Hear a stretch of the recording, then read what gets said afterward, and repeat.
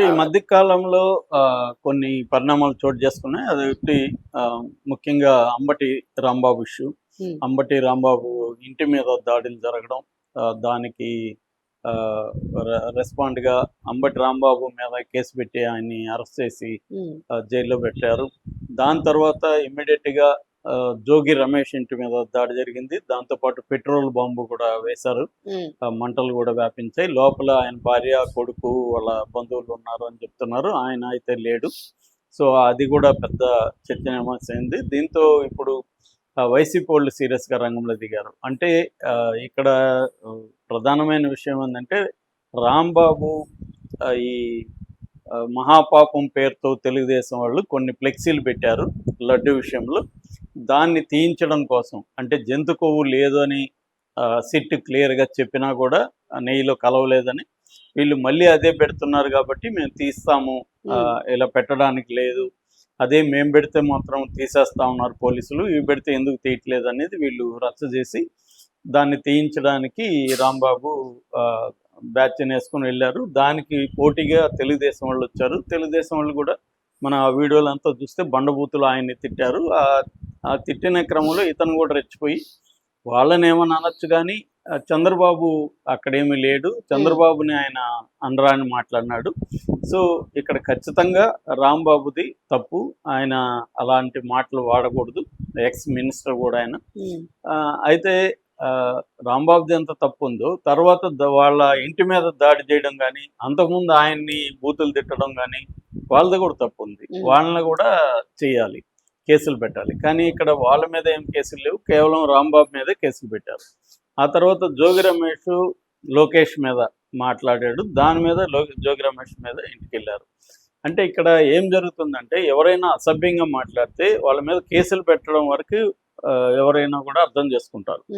కేసులే మన వాళ్ళు మాట్లాడితే బెటరు, అవతల వాళ్ళు మాట్లాడితే పెడతారు. ఇప్పుడు ఎందుకంటే తెలుగుదేశంలో కానీ లేకపోతే జనసేన పవన్ కళ్యాణ్ మాట్లాడిన మాటలు కూడా వాళ్ళన్నీ కట్ చేసి వాళ్ళు కూడా వదులుతున్నారు వైసీపీ వాళ్ళు తిట్టారని.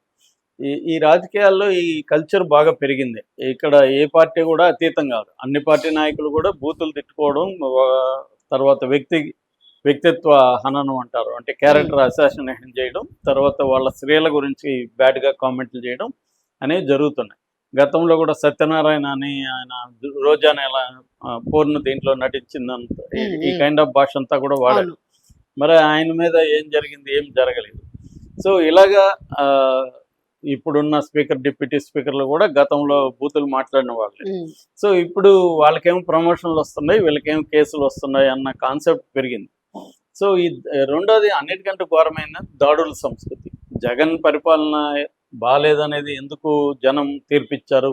జగన్ కూడా దాడుల సంస్కృతిని ప్రోత్సహించాడు. గతంలో పటాభి జగన్ని బూతులు తిట్టినప్పుడు తెలుగుదేశం ఆఫీస్ మీద దాడి చేయడం, అట్లాగే కొంతమంది తెలుగుదేశం నాయకుల మీద కూడా వీళ్ళు దాడులు చేయడం అనేది గతంలో జగన్ ఉన్నప్పుడు జరిగింది.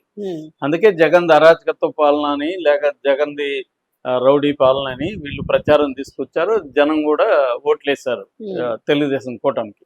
ఇప్పుడు జగన్ కంటే మేము ఇంకా రెచ్చిపోతాము, ఇంకా ఎక్కువ చేస్తా ఉన్నప్పుడు జగన్ను ఓడించాల్సిన అవసరం జనాలకి ఏముంది? ఇద్దరు ఒకటే, మీరు ఇంకా ఎక్కువైనప్పుడు.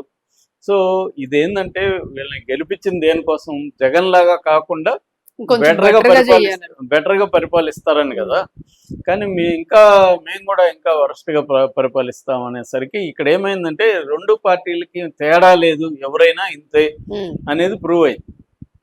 సో ఈ గోళ నుంచి ఇప్పుడు అంటే ఇవన్నీ ఎందుకు జరుగుతుంది అసలు అంటే, ఇవాళ రాజకీయాల్లో మోడల్ ఏంటంటే అధికార పక్షము ప్రతిపక్షాలని బతికించి పోరాటం చేయాలనే కాన్సెప్ట్ పోయింది.